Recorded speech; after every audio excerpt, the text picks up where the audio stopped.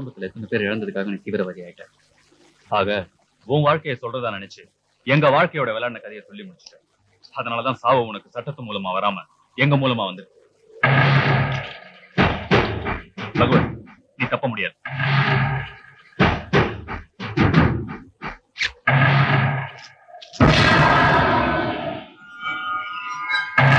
நீ சுட்ட அந்த பாம்பு அடிக்கும், அப்புறம் நான் மட்டும் இல்ல, நம்மளை சுத்தி 5 கிலோமீட்டருக்கு இந்த ஃபாரஸ்டே அழியும். நீ உன் தீவிரவாத கூட்டம், உன் ஆயுதங்கள் அத்தனையும் அழியும். இந்த நாட்டுக்காக என் உயிரை தியாகம் பண்ணி ஒரு தீவிரவாத கூட்டத்தை அழிச்சுட்டு சுடு. சுடு. இப்ப கூட நான் தீவிரவாதி இல்ல, அசிஸ்டன்ட் கமிஷனர் தான்.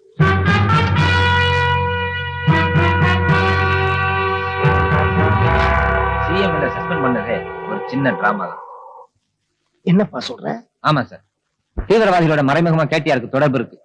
டேவிட் கேடிஆருக்கு சப்போர்ட்டா இருக்கறனால தீவிரவாதிகளை பிடிக்கிறதுக்கு இது வரைக்கும் எந்த விதமான நடவடிக்கை எடுக்கல. இப்படின்னா இமிடியேட்டா அவங்க 2 பேரும் அரெஸ்ட் பண்ணிடலாமா? சாரி சார், தீவிரவாதிகளை எதிர்த்து பிரச்சாரம் பண்ணிக்கிட்டு இருக்க கேடிஆர தீவிரவாதிகளோட தொடர்பு இருக்குன்னு அரெஸ்ட் பண்ணா நம்ம நாட்டு ஜனங்க நம்ப மாட்டாங்க. அதோட அரசியல் பகையினால பழி வாங்கினதா உங்களுக்கு தான் கெட்ட பேர் வரும். சரி, இப்ப இதுக்கு என்ன வழி? முதல்ல தீவிரவாதிகளை பிடிக்கணும். கேடிஆரும் டேவிட் எங்களுக்கு சப்போர்ட்டா இருந்தாங்கன்னா அந்த தீவிரவாதிகளை கோர்ட்ல ஸ்டேட்மெண்ட் கொடுக்கணும். ஏன்பா, அதுக்கு தீவிரவாதிகளை பிடிச்சாக்கணுமே, முடியுமா? முடியும், அதுக்கு நீங்க ஒத்துழைக்கணும். என்ன செய்யணும்? ஹாஸ்பிட்டல் அட்மிட் ஆயிருக்க டிஜிபியை நீங்க போய் பார்க்கணும். ஓகே. அதுக்கு காரணமா இருந்தா என்ன நீங்க சஸ்பெண்ட் பண்ணணும். ஒரு சின்ன டிராமா தான் சார், அப்புறம் நீங்களே பாருங்க என்ன நடக்குதுன்னு. Okay, wish you best of luck. CM ட்ட பர்மிஷன் வாங்கிட்டு தான் உங்கள மாதிரி தீவிரவாதியா நடிச்சு டேவிட் பொண்ணோட ரிசப்ஷன்ல பாம்பு வச்சு போலீஸ் கிட்ட நானாவே மாட்டிக்கிட்டேன். கரெக்டா நாங்க வந்து காப்பாத்துவோம் எப்படி நம்பின? உங்களுக்குள்ள இருக்கிற ஹியூமன் பீயிங், மனித நேயம்.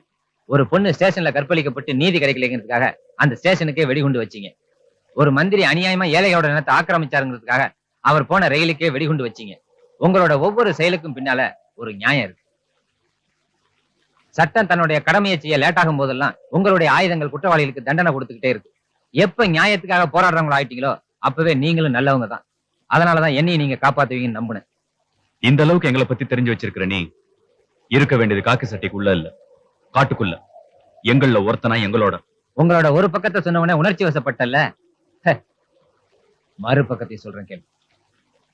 நீங்க ஸ்டேஷனுக்கு வெடிகுண்டு வச்சதுல 6 கான்ஸ்டபிளும் ஒரு இன்ஸ்பெக்டர் அநியாயமா செத்துட்டாங்க. அதனால அவங்க பொண்டாட்டி பிள்ளைங்க இன்னைக்கு வறுமையில வாடுறாங்க. ஏன்? சட்டத்தை மதிக்காம, ஜனநாயகத்தை மதிக்காம நீங்க எடுத்துக்கிட்ட வெடிகுண்டு கலாச்சாரம்.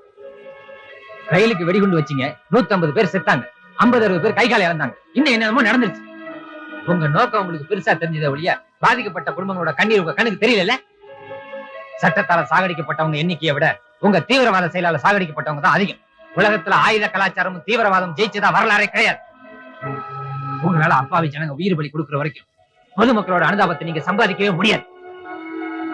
எப்ப இந்த மண்ணுல பிறந்தியோ அப்ப நீ இந்தியன். எப்ப முதல்ல அம்மானு வாய் திறந்து பேசுனியோ அப்ப நீ தமிழன். இந்த ரெண்டையும் நீ மனசுல வளர்த்திருந்தா இப்படி தீவிரவாதி ஆயிருக்க மாட்ட, தேசியவாதியா இருந்திருக்க. அரசாங்கங்கிறது நாம உருவாக்குனதுதான். ஆனா நீதியையும் நியாயத்தையும் போராடித்தான் பெறணும். இப்படி ஆயுதத்தை தூக்கி இல்ல, அஹிம்சை வழி.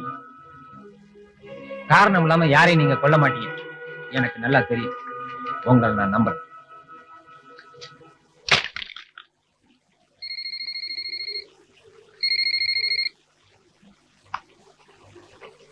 Hello hello Vijay. ஆமா. முட்டா பசங்களா, என்னை கேட்காம எதுக்குடா பாஸ்க்கு கடத்தி போனீங்க? இப்ப எங்கடா இருக்கான்? இங்கதான் என் பக்கத்துல இருக்காரு. அவனை கொன்னுடு. முடியாது. நான் சொல்றேன், அவனை கொன்னுடு. கேடிஆர் முடியாதுன்னு சொல்றேன்ல. அப்படின்னா நீயும் உன் கூட்டமும் உயிரோட இருக்க முடியாது.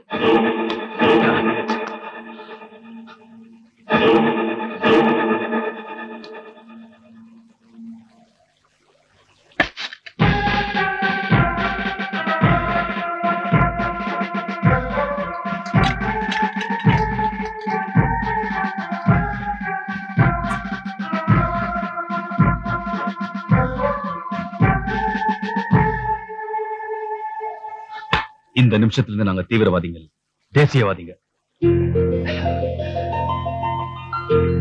சார், எப்போ எந்த கோர்ட்ல வந்து கேடிஆருக்கு எதிரா சாட்சி சொல்லுங்க.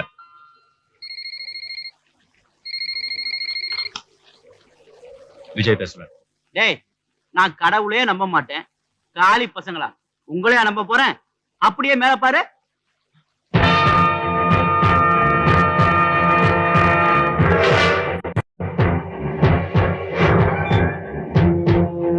என்ன எல்லாரும் அப்படியே பாத்துக்கிட்டு இருக்கீங்க? சாரி சார், ஆயுதங்களை கையில எடுக்க மாட்டோம்னு இப்பதான் அவங்க முன்னாடி நாங்க முடிவெடுத்தோம். இந்த மாதிரி தேச துரோக கூட்டத்தை எதிர்த்து போராடுறதுக்கு ஆயுதத்தை எடுக்க தப்பு இல்ல. கமான் போய்.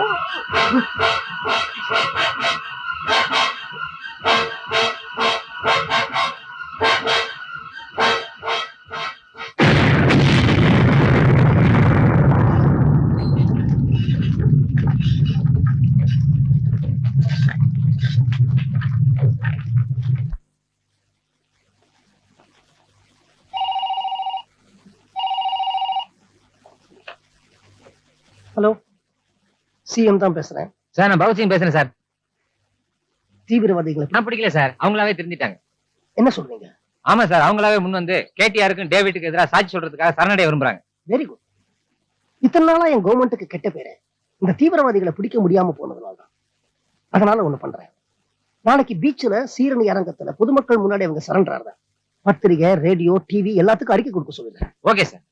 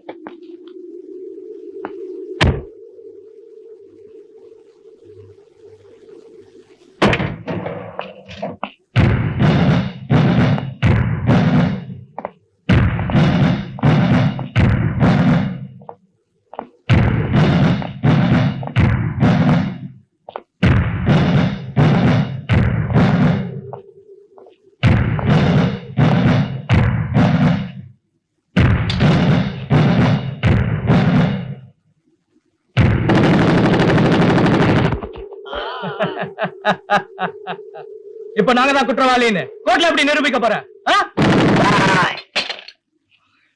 எப்ப இந்த இடத்துக்கு வர சொல்லி மெசேஜ் வந்ததோ அப்பவே இது ஓம் பிளான் நான் தெரிஞ்சுக்கிட்டேன். ஏன்னா தீவிரவாதியோட கோட் நம்பர் உனக்கு மட்டும்தான் தெரியும். இப்ப நீ சுட்டு கொன்னிய இவங்கெல்லாம் தீவிரவாதிகள் இல்ல, நீ அனுப்பிச்ச ஆட்கள்ல மிஞ்சினவங்க. இப்ப பார், வாங்க.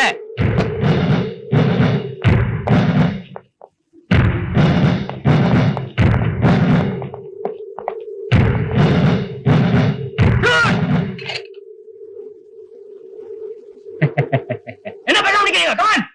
வாங்க சார். நீ எங்க நேர்ல வந்தவன உனக்கு ஃபேவர் பண்ணுவாங்க இந்த போலீஸ்காரங்கன்னு அலட்சியமா நினைச்சிடாத. இவங்கெல்லாம் சின்சியர் போலீஸ் ஆபீசர்ஸ்.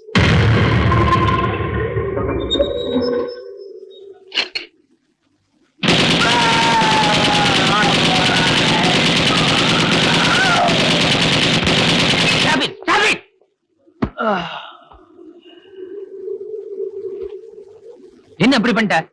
தேசியவாதிய மாறி இருக்க நீ மறுபடியும் தீவிரவாதியான ஆசைப்படுறியா? சிஎம் நாலேஜ்ல நடக்கிறது தெரியுமில்ல, அவருக்கு நான் என்ன பதில் சொல்றது? இவனை சுட்டு கொண்டதா இருந்தா என்னைக்கு நான் சுட்டு கொண்டு இருப்பேன். கோர்ட்ல நிறுத்தி சட்டப்படி தண்டனை வாங்கி கொடுக்க இவ்வளவு நாளா கஷ்டப்பட்டேன். எல்லாத்தையும் கெடுத்துட்டியா சார்? இவனுக்கும் எங்களுக்கும் வித்தியாசம் கிடையாது சார். அரசாங்க அனுமதியோட காக்கி சட்டியை போட்டுக்கிட்டு ஆயுதம் வச்சிருக்கிற ஒரு தீவிரவாதி சார் இவன். இந்த மாதிரி ஆளுங்களை விட்டு வச்சா எங்களை மாதிரி தீவிரவாதிகள் நிறைய பேர் உருவாயிடுவாங்க சார். சார், நம்ம நாட்டுக்காக, நம்ம இந்திய தேசத்துக்காக நான் செய்த முதல் நல்ல காரியமாக இருக்கட்டும் சார், என் தாய் நாட்டுக்காக.